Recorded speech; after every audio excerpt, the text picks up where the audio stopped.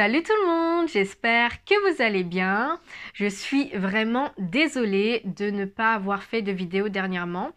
En fait, c'est pas que j'en ai pas fait, c'est que j'ai fait des vidéos, j'en ai fait deux principalement, et j'ai abordé énormément de sujets, et donc la vidéo était vachement longue, elle était presque d'une heure.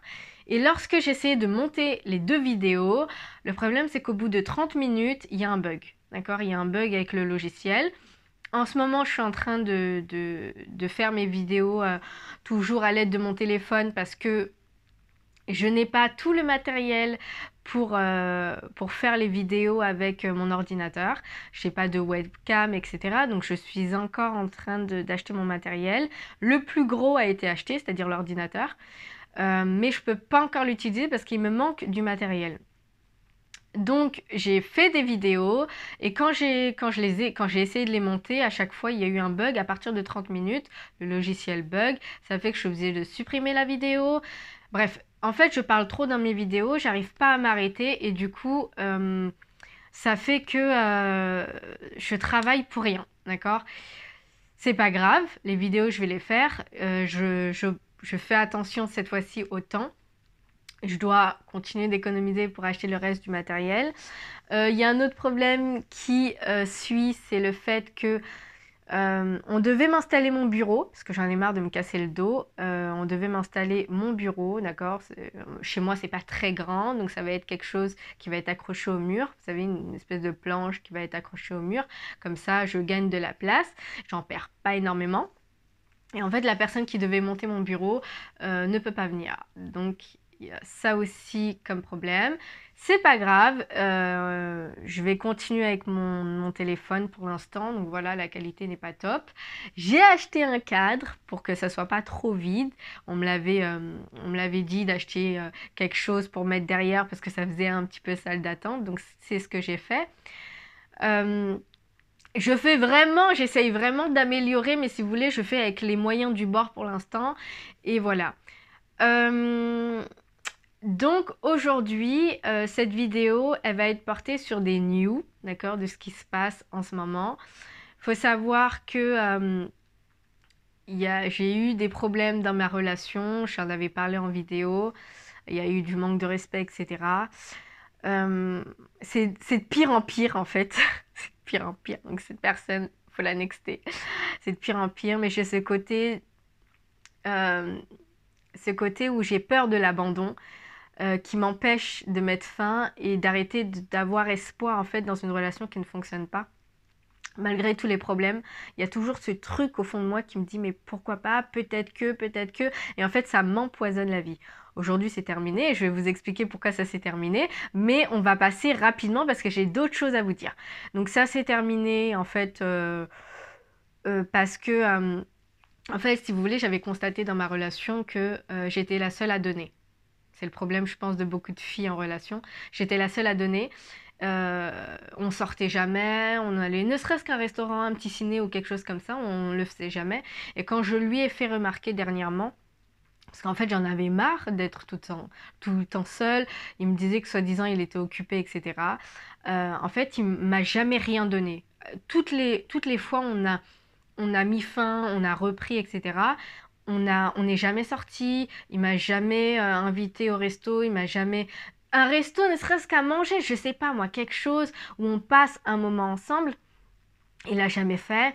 Je lui avais fait cette reproche. Je lui avais dit également que c'était pas normal, que j'ai jamais vu sa famille, que à ses anniversaires il me mettait de côté, c'est-à-dire qu'en gros il passe ses moments seul. Il se dit jamais bon bah je vais inviter ma copine.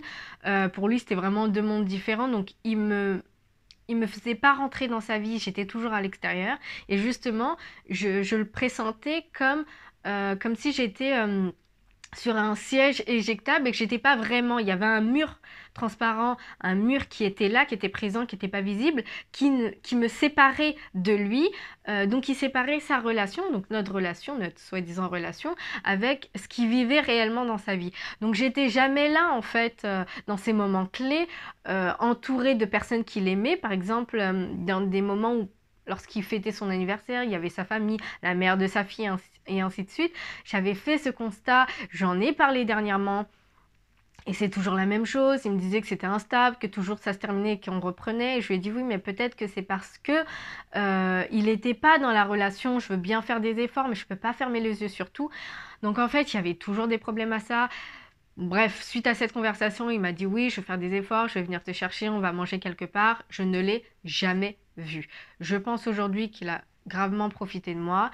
Je suis pas la fille matérialiste, d'accord, mais je suis la fille bien débile de penser qu'il peut s'améliorer, qu'il pourrait s'améliorer.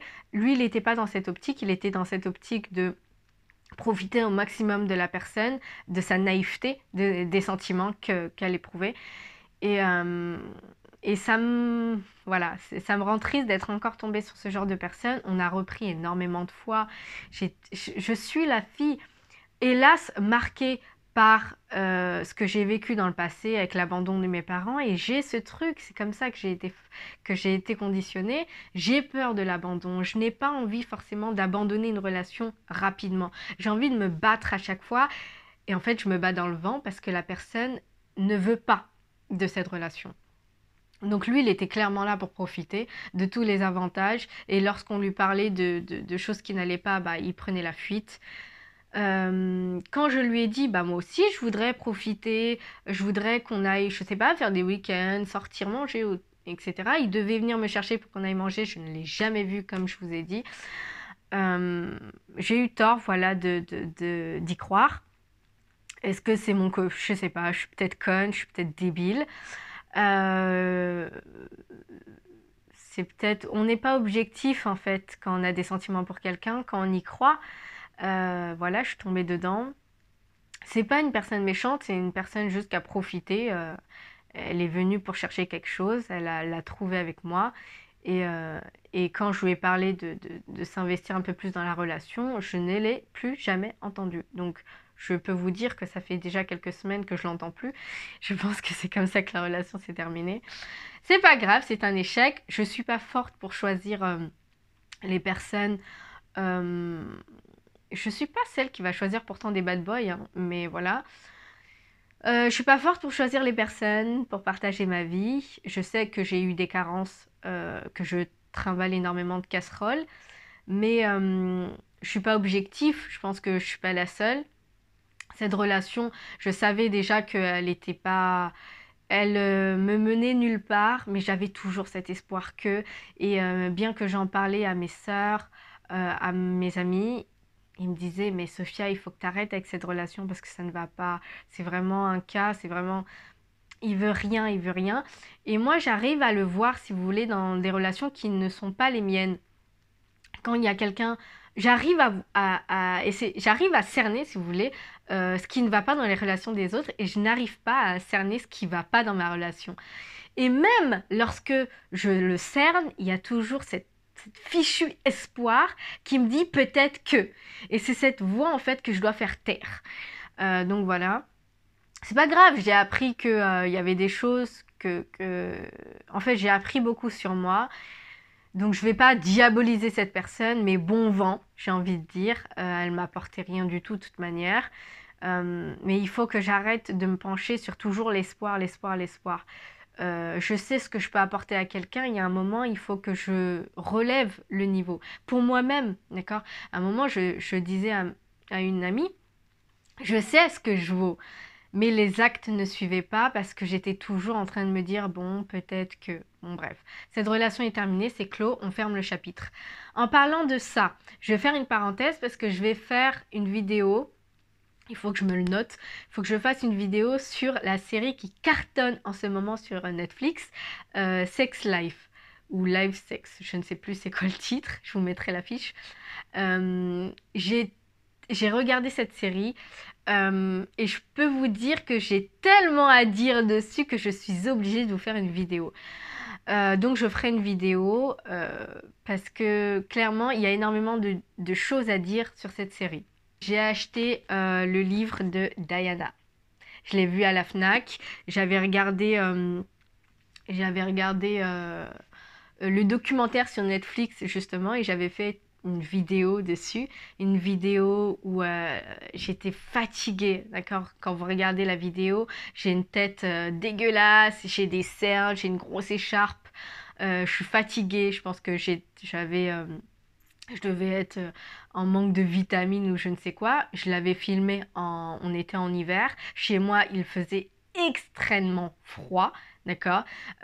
J'étais près de la fenêtre, donc tout allait mal, mais j'étais tellement prise que j'étais obligée de faire cette vidéo. Je voulais vraiment la faire. Mais la qualité de la vidéo, et je pense que ouais, la qualité de la vidéo n'est pas top, d'accord? Donc je suis navrée pour toutes ces personnes qui ont regardé cette vidéo. Le contenu, je pense pas qu'il est si dégueulasse que ça, mais voilà, les conditions n'étaient pas les plus n'étaient pas super bien pour que je filme cette vidéo. J'ai quand même voulu la filmer, j'ai quand même fait mon maximum. Donc je referai une vidéo avec plusieurs parties sur Lady Diana, des choses que j'ai vraiment comprises.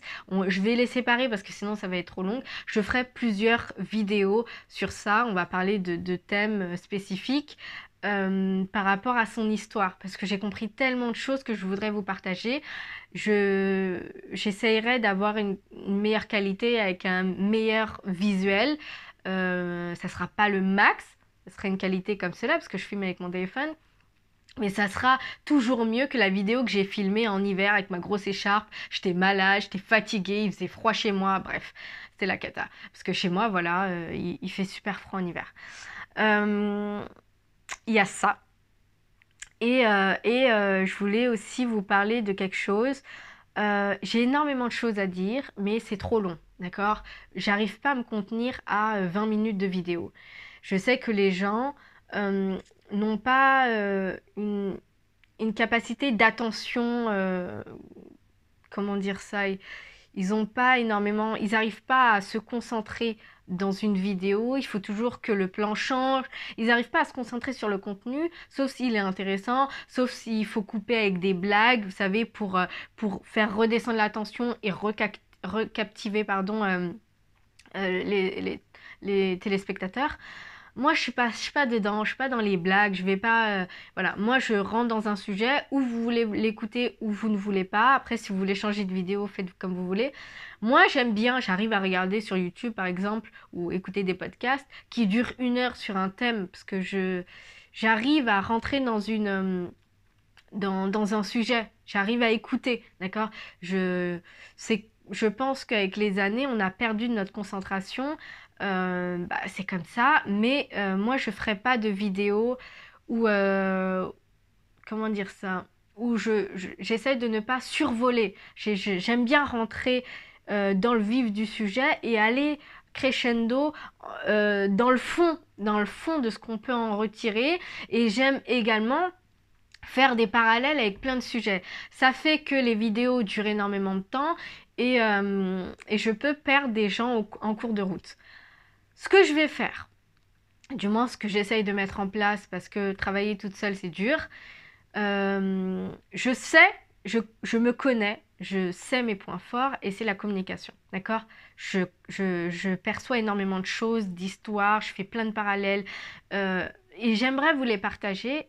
Je ne peux pas le partager dans 20 minutes de vidéo. Ce que je vais faire, c'est que comme j'ai pas tout le matériel sur YouTube pour faire des lives, je vais commencer à ouvrir Instagram. Enfin, je vais ouvrir un compte professionnel Instagram où je vais faire des directs. Ce que j'aimerais mettre en place, c'est sur YouTube, on parle de relations exclusivement amoureuses, ok? De relations qui n'ont pas fonctionné, tirer des leçons, etc. Sur Instagram, on va parler de relations en général. Je vous dis ça, mon cœur il bat. J'ai peur de faire des lives. J'ai peur, d'accord, de me mettre en devant de la scène. Je suis introvertie moi comme fille, mais j'adore communiquer, j'adore écouter, j'adore partager des expériences. C'est mon point fort en fait.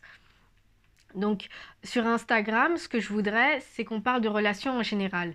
Relations avec la famille, ses frères et sœurs, relations avec ses amis. Parce que moi, par rapport à mon passé, je suis enrichie d'expériences, d'accord? Mes expériences avec ce que j'ai vécu avec mes parents adoptifs, avec les frères et sœurs, avec comment je me suis sentie par rapport à cette adoption, par rapport au fait que j'ai pas grandi avec mes parents, mes amis qui m'ont laissé en cours de route, je me suis retrouvée seule très longtemps, j'ai eu du mal à me chercher. J'avais des amis, je pense que c'est ce qui a fait que on s'est séparés en cours de route, c'est parce qu'elles se sont trouvées quand moi j'étais encore en recherche de qui je suis et de me trouver dans la vie qui je veux devenir. À un moment ça collait plus et donc elles ont voulu se séparer de moi. Il y a un moment où je me suis retrouvée seule à pleurer, à me poser des questions sur qui je suis, sur ce que j'allais faire, sur ce que je pouvais apporter aux autres. J'ai cherché longtemps et longtemps dans quoi je pouvais m'épanouir professionnellement. Je n'ai jamais trouvé. Aujourd'hui, je sais que mon point fort, c'est la communication, que je peux énormément apporter aux personnes en partageant justement mon expérience, en échangeant avec les autres.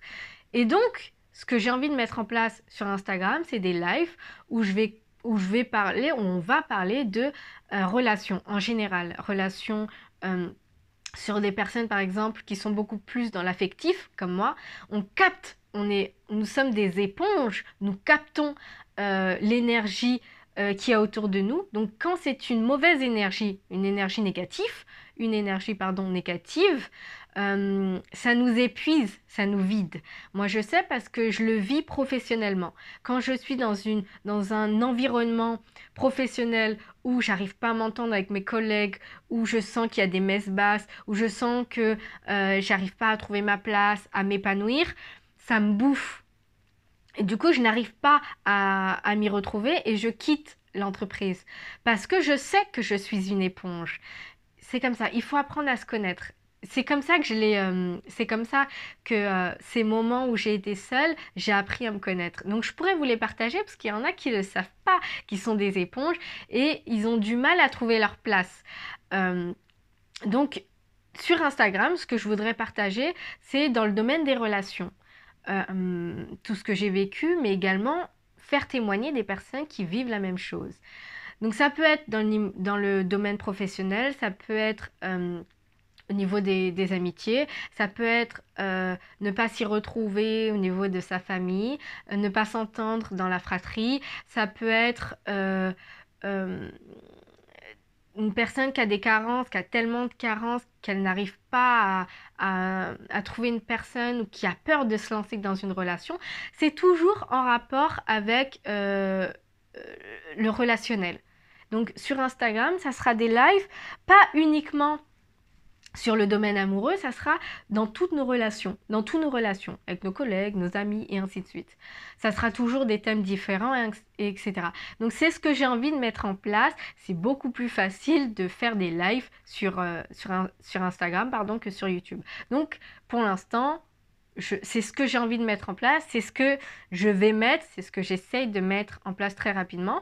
Ma sœur m'en avait parlé depuis longtemps quand j'ai débuté sur YouTube. Et je lui avais dit, attends encore un peu. En fait, j'ai cette trouille. Vous savez pas à quel point j'ai peur de me mettre en avant parce que j'ai peur que les critiques des gens m'atteignent, en fait. Je vais devoir faire avec parce que c'est comme ça. Je dois apporter quelque chose aux gens. Je sens que je dois le faire, d'accord? Donc je vais le faire malgré les critiques qu'il y aura, c'est pas grave. Donc ça, c'est ce que j'aimerais mettre en place, c'est ce que je vais très prochainement mettre en place sur Instagram. Après, on va perfectionner, d'accord? Pour l'instant, je vais en freestyle. Je vais parler d'un sujet, il y a des gens qui vont vouloir s'intéresser, écouter, prêter l'oreille. Après, ils vont vouloir interagir avec moi. Ça sera formidable, j'en suis sûre. Et je voudrais en parallèle faire des lives au quotidien ou tous les 2-3 jours. Ça sera des podcasts. J'aimerais mettre des podcasts parce que je suis une femme qui réfléchit énormément. Donc je voudrais faire des podcasts très souvent où je vous raconte ce que je pense, sur quoi j'ai réfléchi, sur quel sujet je me suis penchée. Le titre, en fait, de mes podcasts, ça va être « Dans la tête d'une femme qui réfléchit trop ». Donc, je vais vous parler de ce que je pense, des connexions que j'ai faites, de ce que j'ai pensé, de comment je me vois, de comment je ressens. Bref, de plein de choses. C'est ça, c'est « Dans la tête d'une femme qui réfléchit trop ». Le titre est long. Je sais pas comment le raccourcir, il faudrait que je réfléchisse, mais l'idée, le concept, c'est vraiment ça. C'est pas un sujet qui va être réfléchi, ça va être du freestyle où je vais vous dire, voilà, aujourd'hui je me suis réveillée, j'ai pensé à ça, à ça, à ça, j'ai des brides des brides, ouais, je crois qu'on dit des brides de mon passé qui m'est revenu en tête, je m'en rappelle que j'ai fait une connexion avec qui je suis aujourd'hui, plein de choses, parce que j'ai tellement de choses à dire. Donc, voilà, sur Instagram, on va parler des relations, ça va être échanger avec les gens. Sur YouTube, ça va être parler vraiment exclusivement des relations amoureuses. Et les podcasts, ça va être vraiment rentrer dans ma tête. Je vais vous faire rentrer dans mon univers d'une femme introvertie, une femme qui n'aime pas spécialement se mettre en avant, mais qui a énormément de choses à partager. Euh, j'ai toujours essayé de chercher quel domaine m'épanouir et en fait, je comprends que si je veux m'épanouir, j'adore observer le comportement des autres, si vous voulez, et j'adore observer mon comportement et comment mon humeur, quelles leçons j'en tire, euh, qu'est-ce que j'apprends de moi toujours. En fait, j'apprends de moi toujours un peu plus au quotidien par rapport à ce côté où je suis indécise, ce côté où je sais que j'ai des carences, que j'ai toujours espoir, j'ai peur d'abandonner quelqu'un parce que je sais ce que ça fait, ou j'ai peur d'être abandonnée par rapport à mon passé. Je fais énormément de connexions que je voudrais vous partager un petit peu au quotidien. Ça sera une sorte de divertissement, mais c'est vraiment l'idée de... Je sais que ce que j'ai à partager, il y a beaucoup qui se reconnaîtront. Parce que, voilà, je suis pas une fille de la lumière. Vous voyez, je suis là, je parle avec vous. J'adore partager, j'adore communiquer. Mais par contre, j'ai du mal avec la lumière. J'ai du mal à me mettre en avant. Si je me mets en avant, c'est pour partager avec quelqu'un. C'est pour partager quelque chose. Mais c'est pas pour que les gens m'admirent. Je veux pas qu'on m'admire. Je veux pas que on pense que je suis mieux qu'eux. Je suis là pour partager. À aucun moment je veux qu'on pense que je suis mieux qu'eux, que je sais mieux qu'eux. Pas du tout. Je suis là pour partager, pour que les gens se confient, pour que les gens se vident, pour que les gens osent enfin s'exprimer sur ce qu'ils ont vécu, sur ce qu'ils vivent, sur qui ils sont. Enfin qu'ils s'acceptent en fait, parce que c'est dur, parce qu'on n'est pas comme tout le monde, parce qu'on ne prend pas le même chemin que tout le monde. Quand tu as des gens qui ont un cercle social, qu'ils ont été encadrés, ils n'ont pas forcément de carences, on n'a pas tout dans la vie, mais il y a des choses que l'environnement nous apporte qui permettent de faire notre ascension dans la vie active. Et t'as des gens qui sont à la ramasse. Moi, j'étais à la ramasse parce qu'il a fallu que je me cherche, parce qu'il a fallu que je sorte du labyrinthe, parce qu'il a fallu que je comprenne ce que mes parents avaient vécu, qu'il a fallu que je me cherche qui je suis, que je me construise, que j'arrête, en fait, si vous voulez, que je me dissocie quelque part de ce que j'avais vécu pour pas que je reste agglutinée à mon passé, parce que je suis pas une fille de l'échec. C'est pas parce que mes parents sont pas restés ensemble, c'est pas parce que mes parents ne m'ont pas élevée que je suis une fille de l'échec. Sur ça, je dois me construire. Sur ça, je dois me construire. Je n'ai pas réellement de réussite. J'essaye juste de m'accrocher à, à essayer de me trouver, d'accord? J'essaye de m'accrocher à moi, mais c'est difficile parce que je n'ai pas forcément de valorisation autour de moi. On ne me dit pas c'est bien, bravo, c'est bien ce que tu fais et ainsi de suite. C'est à toi de t'apporter ce côté-là et c'est dur. Tu as énormément de carences qui, si vous voulez, comment dire ça, euh, qui revient à la figure comme un boomerang et qui se disperse dans tous les domaines de ta vie. Ça va être en relation amicale, parce que tu as plein de trahisons, parce que tu es trop bonne, trop conne, parce que t'as pas forcément confiance, parce que t'as cette peur de rentrer dans une relation, parce que tu sais pas forcément faire les bons choix pour toi. Il y a plein de choses. Donc ça va être, voilà, c'est ce que je voudrais partager en podcast. Donc voilà, dans la tête d'une femme qui réfléchit trop, tout simplement. Donc voilà, si je récapitule, pardon, et on va arriver en plus à 30 minutes. YouTube, exclusivement relations amoureuses. Instagram, live sur les relations en général, relations amoureuses, professionnelles, amicales et ainsi de suite. On partage des expériences enrichissantes, on permet aux autres de s'exprimer, de ne pas avoir honte de qui ils sont, de partager leur expérience, parce qu'on dit que ça doit faire notre force, mais pour que ça fasse notre force, il faut comprendre, il faut rebondir. Il y a des choses qu'on doit comprendre, sinon on reste toujours au même niveau. Vous savez, comme un jeu, il faut trouver la porte de sortie, il faut combattre la personne qui nous empêche d'avancer et traverser la porte pour arriver au niveau suivant. Et il y a des fois, on reste bloqué au même niveau. Donc il y a des choses qu'on n'a pas comprises. Et en partageant des expériences, on peut aider les autres. Ça m'aide également, je dois le dire. Ça peut aider les autres à comprendre, tout simplement, pour passer au niveau suivant. On s'aide, d'accord? On s'aide, on s'écoute.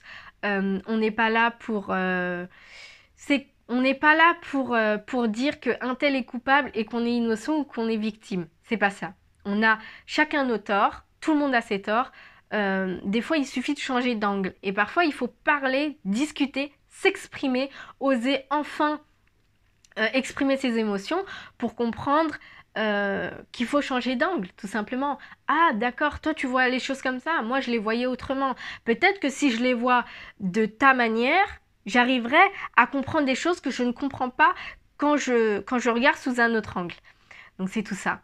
Et les podcasts, ça va être vous accompagner un petit peu tous les jours. Enfin, vous accompagner, non, mais vous donner un petit peu... donc ça va vraiment être tous les 2-3 jours. Je dirais pas au quotidien, parce que je ne sais pas si j'aurai l'inspiration au quotidien, mais je dirais tous les 3 jours. Vous donner du contenu sur ce que je pense.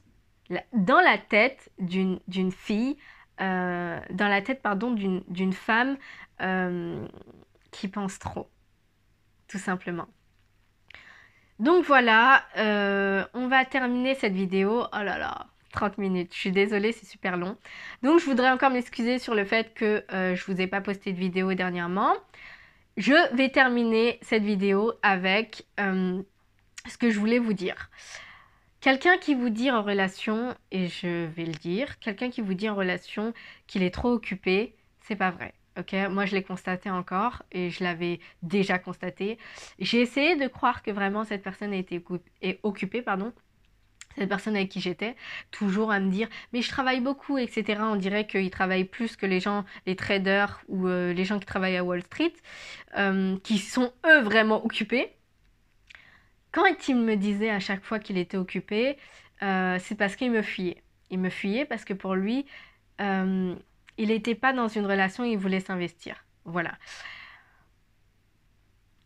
Je pense que je l'ai déjà dit ici, qu'il faut absolument, nous les femmes, et je vais le redire, parce que moi j'ai du mal à le faire quand c'est dans mes relations, il faut jamais prêter oreille. Il faut toujours voir par rapport au comportement. Si aujourd'hui, je peux vous dire quelque chose, c'est que le point que j'ai fait sur la relation qui s'est terminée dernièrement, c'est que niveau comportement, c'était 0. C'est-à-dire qu'il n'était pas là, il ne me donnait rien, il n'était pas dans la relation. Il était toujours là, oui, je vais faire des efforts, oui, je vois ce que tu veux dire, mais c'était tout le temps la personne qui va me dire non mais si la relation fonctionne pas, c'est à cause de toi. Non mais à chaque fois, c'est toi qui mets fin. Je mettais fin, d'accord, parce qu'il y avait quelque chose qui n'allait pas. Et à chaque fois, lorsque j'essayais de lui en parler, il faisait le mur. D'accord? C'est en mode ta bouche parce que de toute manière, tout ce que tu dis, c'est de la merde. Et je savais que, parce que je lui en avais parlé, j'essayais vraiment que cette relation fonctionne, mais c'était perdu d'avance parce qu'il n'était pas là pour une relation. J'ai essayé de me dire, bon, peut-être que je vais trop dur, peut-être que j'y vais trop fort, peut-être que c'est moi qui n'ai pas conciliante, peut-être que c'est moi qui me victimise toujours. Et en réalité, en prenant du recul, je peux vous dire que non seulement il n'était pas dans cette relation, mais en plus de ça, il se servait de moi. Je suis pas la victime dedans parce que j'ai vu des choses que j'ai pas voulu voir. Voilà, je suis allée contre ce que je voyais. Il n'était pas dans la relation. Et il était 0, on passait jamais de moments ensemble, il était là, il m'appelait en dernière minute pour venir me voir. je vous avais parlé du truc, de la situation où je l'avais appelé plusieurs fois, il me disait que je l'harcelais. C'est vraiment, il n'était pas là pour une relation et j'ai tenu tête. Et je me suis entêtée à essayer d'y croire, d'y croire, d'y croire. Et je me suis retrouvée au pied du mur à un moment où j'ai ouvert les yeux et je me suis dit, oui, c'est vrai qu'il ne veut pas de cette relation. Qu'est-ce que tu fais, Sophia? Est-ce que tu te vois vraiment avec lui? Parce que tu passes ton temps à être toute seule, il te donne des miettes. C'est même pas des miettes qu'il me donnait. Est-ce que vraiment tu te vois avec quelqu'un? Est-ce que tu te vois vraiment fonder une famille avec euh, alors qu'il est jamais là? Je peux pas, d'accord? Euh, Il y a eu aussi le moment où mes amis me disaient que je me manquais de respect parce que je pouvais avoir quelqu'un finalement qui pouvait m'apporter quelque chose. Et j'étais là à m'entêter avec lui qui m'apportait rien du tout. Euh, bon bah voilà. Euh, on s'entête, c'est ça, c'est quand on n'est pas dans la situation, quand on n'est pas dans la relation, euh, il est facile de voir ce qui ne va pas. Parce que moi, je peux vous dire à chaque fois ce qui ne va pas dans vos relations. Quand je suis en relation, je, je me noie en fait parce que j'ai toujours, euh,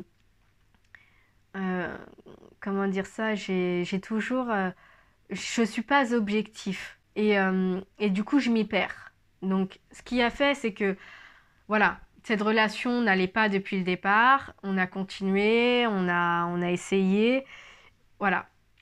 J'ai été stupide encore de croire que ça pouvait fonctionner, qu'avec le temps et ainsi de suite, il n'avait rien à m'apporter, il n'était pas là pour une relation, il était là pour quelque chose d'autre. Et, et j'ai appris en fait de moi-même dans le sens où il faut que j'arrête avec cet espoir. Toujours avec cet espoir de peut-être que. Il y a cette voix en moi qui me trahit en fait. Il y a cette... Mais c'est par rapport à ce que j'ai vécu, j'en ai conscience et j'ai quand même eu du mal à lâcher cette relation, bien que ça me faisait du mal. Voilà, donc une personne qui vous dit oui, ah oui, c'est ce que je voulais vous dire. À un moment, quand on discutait, que je lui ai dit les choses, euh, il voulait ni s'investir ni dépenser pour moi, hein, je vous le dis très clairement. Au début, je voulais pas le prendre en compte. Et à un moment, je me suis dit, Sophia, arrête, si t'apportes rien, il est jamais là. Pourquoi tu restes dans cette relation en fait? Euh, un moment, un moment, on discutait, je lui avais dit les choses. Et il m'avait dit, mais tu sais que c'est moi l'homme de ta vie. Quand il m'a dit ça, je me suis dit, je lui ai envoyé un message, je lui ai dit, mais dis plus jamais ça. Dis plus jamais que t'es l'homme de ma vie. Ça, c'est ce que j'appelle de la manipulation. Le mec est jamais là, on fait jamais rien ensemble. Et, euh, et parce qu'il sait que j'ai envie de partir, il essaye encore il essaye encore de me tenir la jambe. Vous savez, comme quelqu'un qui essaye de courir, et là on lui attrape la jambe, on l'empêche qu'elle parte. Et là, quand il m'a dit ça, il pensait que j'allais dire, mais oui, je sais que t'es l'homme de ma vie. Non. À ce moment-là, je me suis dit, jamais de la vie, plus jamais tu dis que tu es l'homme de ma vie. Tu es absolument pas l'homme de ma vie. Tu es absolument, pardon, pas l'homme de ma vie. Tu n'es pas la personne qui m'apporte quelque chose. Si tu dis que tu es l'homme de ma vie, si j'y crois, ça voudrait dire que je mérite ce que tu me donnes. Or, c'est pas le cas. Donc, à ce moment-là, je lui ai dit, je suis sortie de mes gonds. Fallait me voir, hein. Je lui ai dit, ne dis plus jamais de ta vie que tu es l'homme de ma vie. Ne dis plus jamais ça. À aucun moment je mérite ce que tu me donnes. À aucun moment je mérite ce que tu me fais subir. Ok? Donc, va trouver quelqu'un d'autre, mais n'essaye pas cette tactique de manipulation, elle ne fonctionne pas avec moi. Et là, j'ai vraiment compris que si je restais avec lui, je m'enfonçais. En fait, je partais dans un fossé. Je, je, je je me tuais moi-même, en fait. Donc, voilà, j'ai vu plein de choses. J'ai quand même pas réussi à partir très vite, plus vite que ça. Aujourd'hui, c'est bon, la relation est terminée, mais j'ai eu du mal à quitter cette relation, je dois l'avouer. C'est ce côté de moi qui arrive toujours à espérer. Bon, bah voilà. L'important, c'est que je suis sortie de cette relation. Euh, mais quand quelqu'un veut pas vous laisser partir, il usera de toutes les tactiques pour vous faire rester, pour vous enfoncer encore plus. Donc voilà, c'est tout ce que je voulais vous dire. Regardez absolument les actes et jamais vous n'écoutez les paroles. Si les paroles ne suivent pas les actes, fuyez. Il est difficile, je le sais, d'être objectif quand on a des sentiments pour la personne, quand on y croit, quand on a cette lueur d'espoir à chaque fois, malgré que le comportement ne suit pas. Mais moi, ce qui m'a trahi, en fait, c'est de prêter l'oreille, tout simplement. De prêter l'oreille et de croire que ça pouvait fonctionner. C'est l'espoir que moi-même, je me suis créé, en fait. C'est-à-dire que même si le comportement ne suivait pas, c'est moi-même qui me donnais de l'espoir dans cette relation. Donc, c'est moi-même qui m'enfonçais dans ce fossé. C'est comme moi-même, c'est comme si je m'étais moi-même allée dans du sable mouvant. Ma phrase, elle est française, là? Non. C'est comme si je me... Enfin, oh là là, j'ai du mal là. C'est comme si vous voulez, je me voyais aller dans du sable mouvant. C'est-à-dire que, ah, il y a du sable mouvant, cool, je vais y aller. Donc, en fait, c'est moi, c'est ma relation, c'est mon comportement dans cette relation. Je vois que ça va pas. Ah, il y a du sable mouvant, je vais mourir. Super, allez, j'y vais. Voilà, c'était mon comportement dans cette relation. Et une fois que j'étais en train de couler, je me voyais couler au fin fond, au fin fond, au fin fond. Et à un moment, je me suis dit, mais Sophia, c'est vraiment là où tu vas être? Non, essaye de t'en sortir. Et t'as toujours, c'est vraiment cette image du sable mouvant qui te pousse vers le fond, qui t'enfonce un peu plus. Et lui, c'était le sable mouvant, si vous voulez. Cette situation, voilà, c'est un petit peu pathétique, mais voilà, malheureusement, c'est comme ça qu'on est constitué quand on a des carences. Euh, on, on, on se crée de l'espoir là où il n'y en a pas en fait. On essaye de voir quelque chose avec quelqu'un alors que cette personne ne nous montre ou ne nous donne absolument rien. Donc c'est terminé pour cette vidéo. Désolée, elle a été encore longue. La prochaine vidéo que je vais vous faire, faut que je monte mon Instagram aussi. J'ai énormément de choses à faire quand même. La vidéo que je vais vous faire, tiens, pour pas oublier, parce que je suis toujours en train de lire, j'ai pas terminé le livre encore de Diana. Donc ce que je vais vous faire, c'est que la prochaine vidéo, ça va être sur Sex et Life. Comme ça, la vidéo, je la fais. C'est tout frais dans ma tête, parce que la série, je l'ai regardée, donc c'est encore vraiment très frais dans ma tête. La prochaine vidéo, ça va être ça. La vidéo où je vais vous dire ce que j'ai compris, ce que j'ai analysé dans Sex Life. Et après, je vous ferai des vidéos sur plusieurs vidéos, je pense 5-6 vidéos, sur ce que j'ai compris de l'histoire de Lady Diana. C'est tout pour cette vidéo. Je vous fais plein de bisous. Encore excusez-moi parce que je vous ai pas fait de vidéo dernièrement.